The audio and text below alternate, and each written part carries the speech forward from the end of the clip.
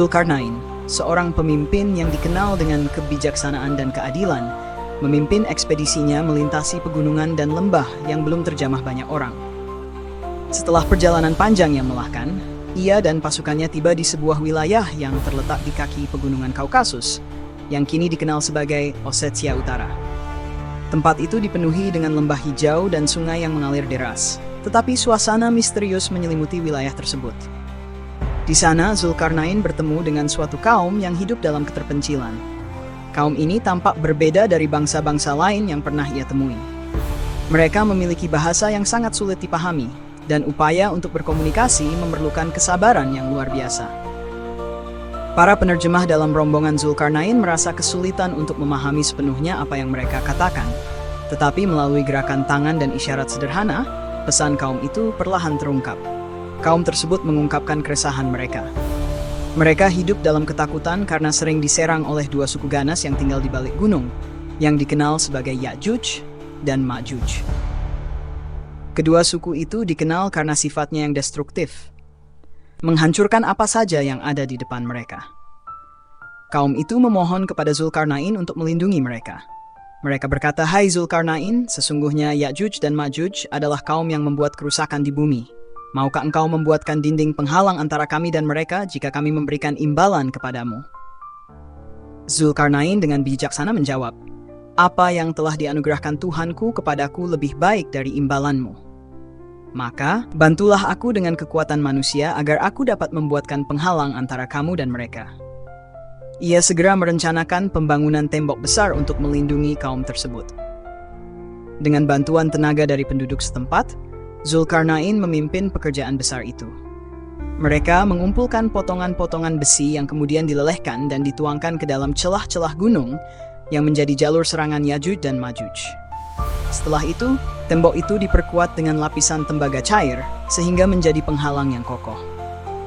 Pekerjaan itu memakan waktu lama, tetapi akhirnya selesai. Ketika tembok itu berdiri dengan megah di antara dua gunung, Zulkarnain berkata, "Ini adalah rahmat dari Tuhanku. Namun, apabila janji Tuhanku datang, dia akan menjadikannya rata dengan tanah. Janji Tuhanku adalah benar." Kaum itu merasa lega dan berterima kasih kepada Zulkarnain atas perlindungan yang telah diberikan. Mereka memberikan penghormatan tinggi kepada sang pemimpin, yang tidak hanya melindungi mereka dari ancaman, tetapi juga memberikan harapan dan kedamaian. Namun, Zulkarnain tidak tinggal lama. Ia melanjutkan perjalanannya, meninggalkan kaum itu dengan pesan agar mereka menjaga iman dan kebaikan. Hingga kini, kisah Zulkarnain dan tembok penghalang yang dibangunnya tetap menjadi salah satu cerita yang penuh hikmah, dikenang sebagai contoh kepemimpinan yang penuh belas kasih dan pengabdian kepada umat manusia. Narasi ini menggabungkan unsur sejarah dan legenda dari kisah Zulkarnain, disesuaikan dengan setting geografis di Ossetia Utara.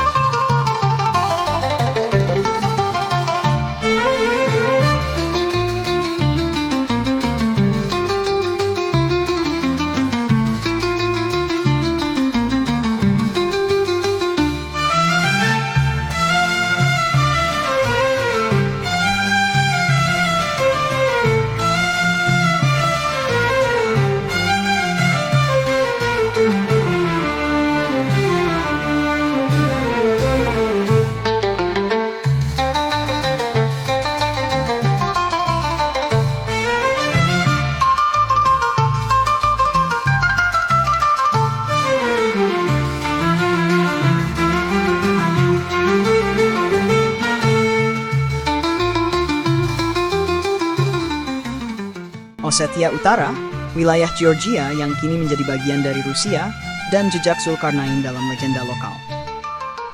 Ossetia Utara, sebuah wilayah yang terletak di pegunungan Kaukasus, menyimpan sejarah panjang dan kaya yang melintasi berbagai peradaban dan mitologi. Dahulu, wilayah ini diyakini sebagai bagian dari kerajaan Georgia, sebelum akhirnya bergabung dengan Rusia melalui serangkaian peristiwa geopolitik. Namun, yang membuat Ossetia Utara memiliki daya tarik unik adalah jejak mitologi dan legenda yang mengaitkan wilayah ini dengan kisah Zulkarnain, tokoh besar yang disebutkan dalam Al-Quran. Osetia Utara, dari Georgia ke Rusia. Sejarah Osetia Utara tidak dapat dilepaskan dari peran besar kerajaan Georgia pada masa lalu. Selama berabad-abad, wilayah Kaukasus adalah rumah bagi berbagai kelompok etnis dan suku yang membangun peradaban di pegunungan yang sulit dijangkau. Kerajaan Georgia memiliki pengaruh yang kuat di kawasan ini, menghubungkan wilayah Osetia Utara dengan pusat-pusat budaya dan perdagangan Georgia di selatan. Namun, dengan munculnya kekuatan baru seperti Kekaisaran Rusia di utara, dinamika politik berubah. Pada abad ke-18 dan ke-19, Rusia memperluas pengaruhnya di wilayah Kaukasus sebagai bagian dari upaya mengamankan perbatasannya dan memperluas kontrol ke arah selatan. Wilayah Osetia Utara secara bertahap menjadi bagian dari kekuasaan Rusia, sementara Georgia akhirnya juga berada di bawah kekuasaan Tsar. Setelah runtuhnya Kekaisaran Rusia dan Perang Dunia, Osetia Utara resmi menjadi bagian dari Republik Sosialis Federasi Soviet Rusia, sementara Georgia memperoleh status Republik Soviet terpisah. Banyak penduduk setempat percaya bahwa wilayah pegunungan Osetia Utara adalah bagian dari benteng yang dibangun Zulkarnain untuk mengurung Yajuj dan Majuj. Beberapa bukti yang sering dikaitkan dengan mitos ini adalah keberadaan celah sempit dan jurang dalam yang membelah pegunungan Kaukasus, yang dianggap sebagai penghalang alami yang sejalan dengan deskripsi dalam kisah Zulkarnain. Di sisi lain, legenda Osetia sendiri memiliki mitos tentang Uastirtzi, dewa pelindung berkuda yang melindungi umat manusia dari ancaman luar. Figur ini memiliki kemiripan dengan gambaran Zulkarnain, yang dikenal sebagai sosok pengendara kuda yang gagah berani dan menegakkan keadilan. Sejumlah peneliti dan arkeolog yang tertarik pada legenda Zulkarnain telah meneliti wilayah Osetia Utara untuk menemukan jejak yang dapat dikaitkan dengan tembok Zulkarnain. Meskipun belum ada bukti konkret yang menunjukkan keberadaan tembok besar yang disebutkan dalam Al-Quran, banyak yang meyakini bahwa formasi pegunungan dan benteng-benteng kuno di kawasan ini adalah representasi fisik dari narasi tersebut.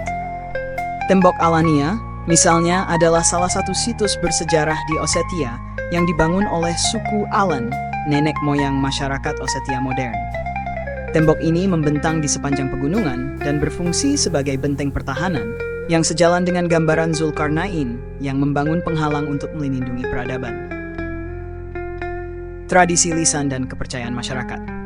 Tradisi lisan masyarakat Osetia mengandung banyak cerita tentang perang besar melawan suku liar dari utara yang dianggap sebagai manifestasi dari Yajuj dan Majuj.